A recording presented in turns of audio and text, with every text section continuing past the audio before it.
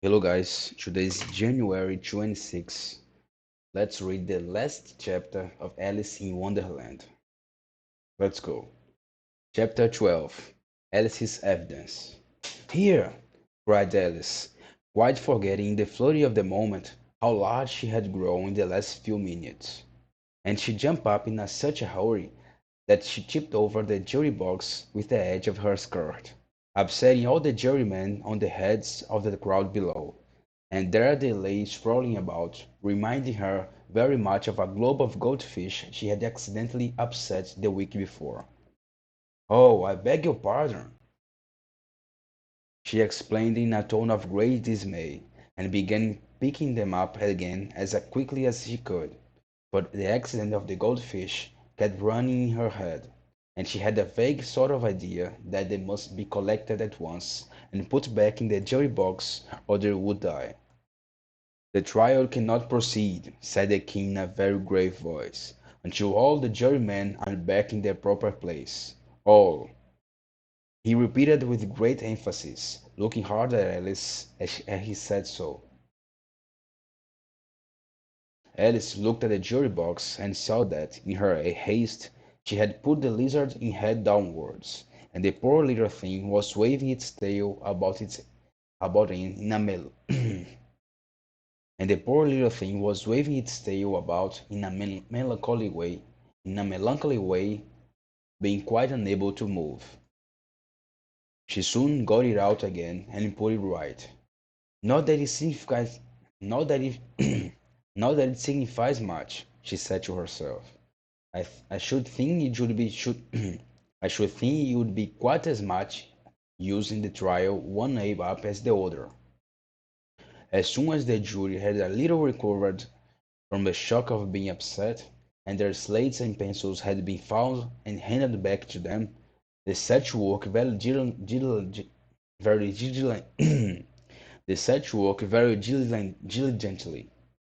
They set to work very diligently. They set to work very diligently to write out a history of the accident, all except the lizard, who seemed too much overcome to do anything but sit on its mouth open, gazing up into the roof of the court. "What do you know about this business?" the king said to Alice. "Nothing," said Alice. "Nothing whatever," persisted the king. "Nothing whatever," said Alice. "That's very important," the king said, turning to the jury. They were just beginning to write this down on their slates, when the white rabbits interrupted. "Unimportant, your majesty means, of course," he said in a very respectful tone, but frowning and making faces at him as he spoke. "Unimportant, of course, I meant," the king hastily said, and went on to himself in an undertone. "Important, unimportant, unimportant, important," as if he were trying which word sounded the best. Some of the jury wrote it down important, and some unimportant. Alice could see this as she was near enough to look over their slates. "But it doesn't matter a bit," she thought to herself.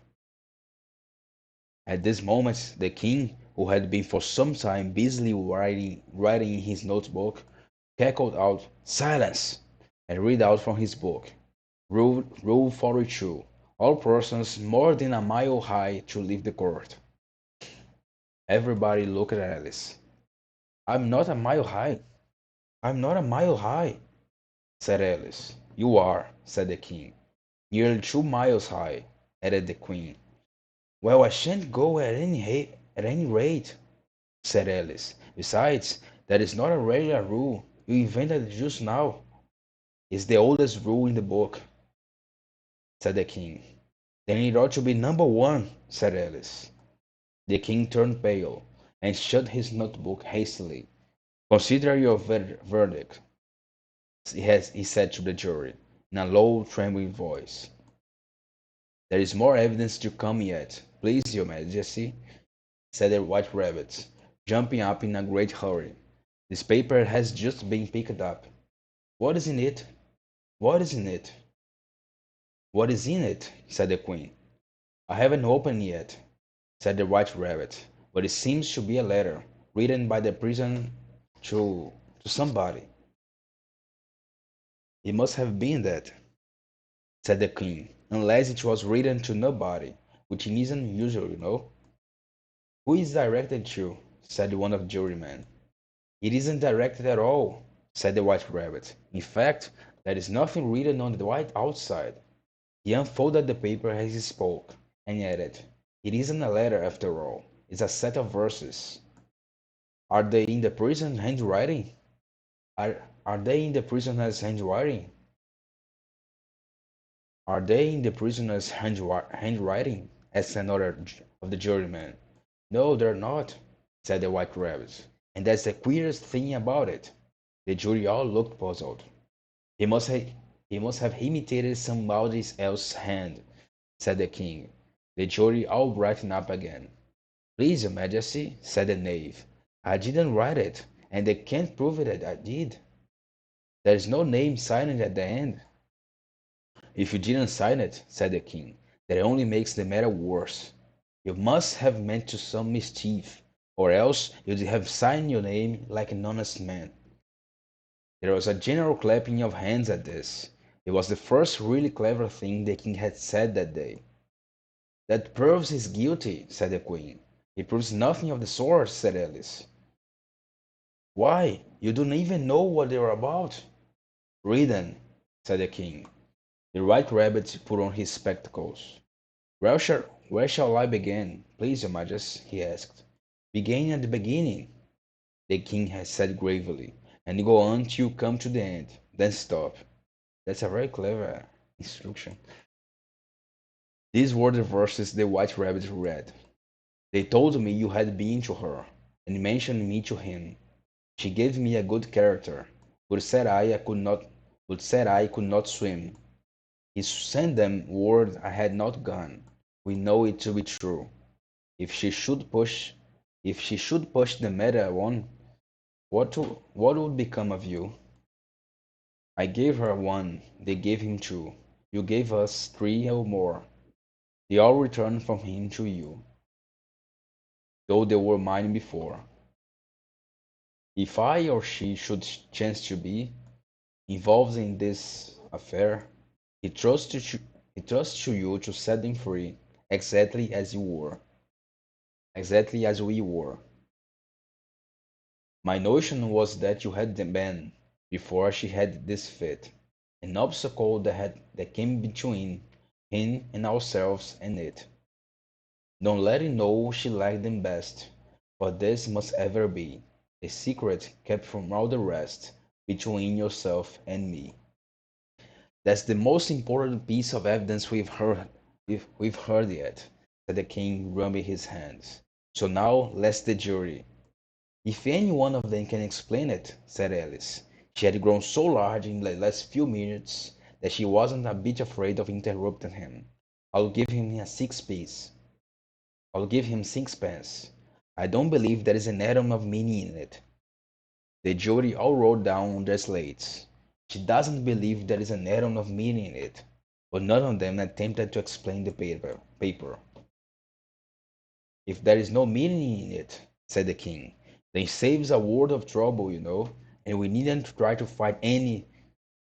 And yet, I don't know, he went on, spreading out the verses on his knee, and looking at and looking at him with one eye. I, I seem to I seem to see one meaning in them, after all. Said I could not swim.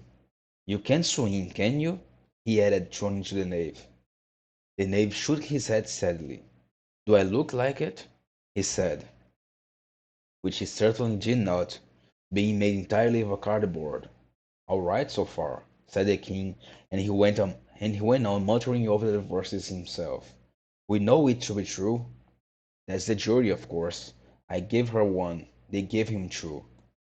Why, that must be what he did with the tart, you know. But it goes on. But it goes on. They all returned from him to you.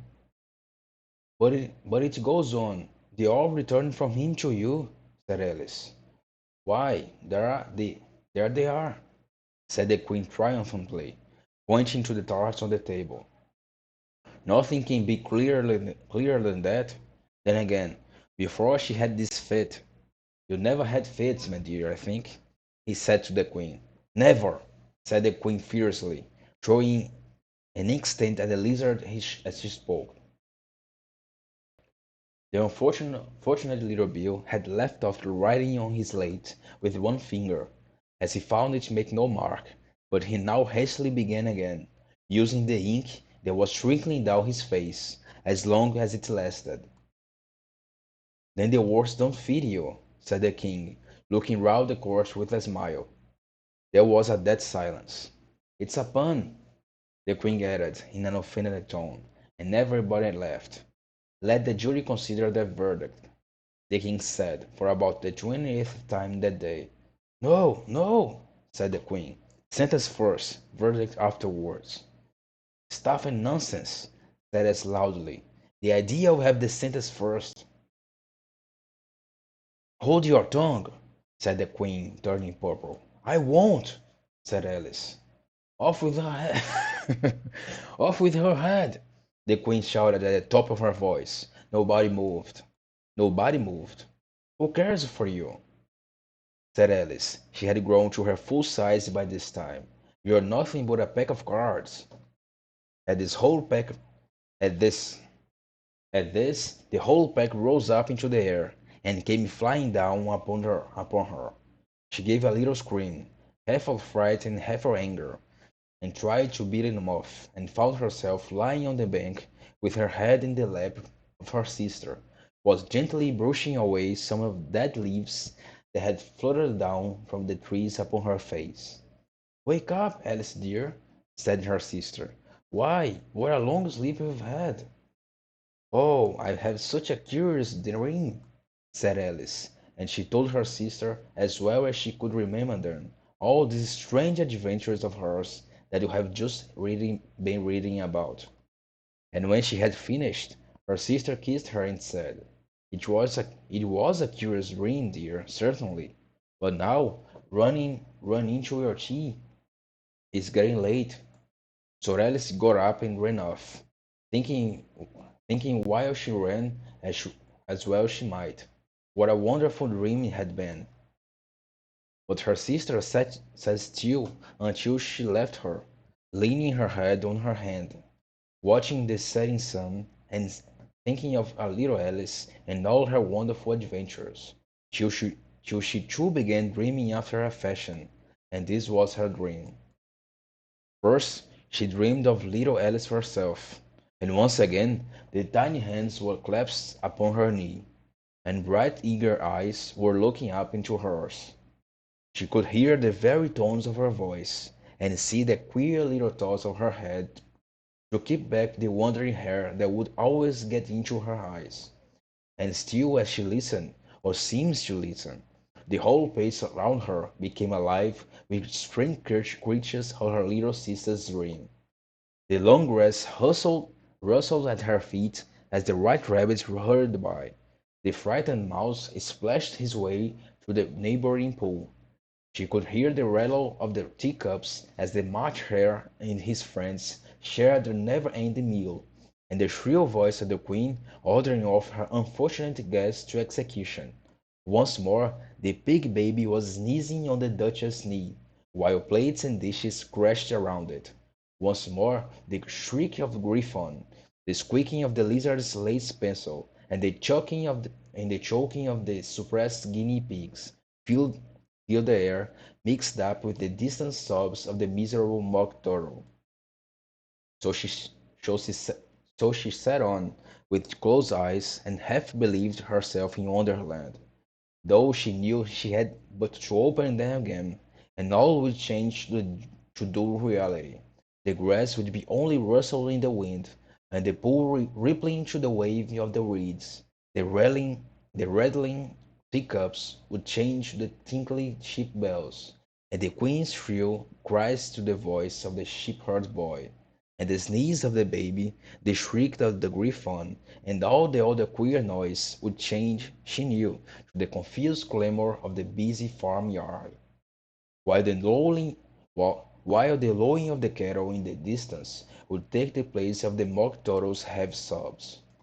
Lastly, she pictured to herself how this same little Cephas Lastly, she pictured to herself how this same little sister of hers would, in the aftertime, be herself of a grown woman, and how she would keep, through all her riper years, the simple and loving heart of her childhood.